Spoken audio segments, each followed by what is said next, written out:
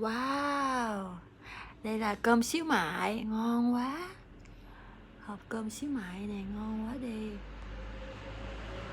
Đây là cơm gà chiên nước mắm, cánh gà chiên nước mắm. Ngon chưa? Ngon quá đi. Canh nấu qua. Wow, đây là canh nấu qua nha. Ăn cơm ở tiệm này đây. Vẽ đi. Đó, ở bên trong nha. Đó, wow, trứng rồi ngon chưa? Ngon quá à.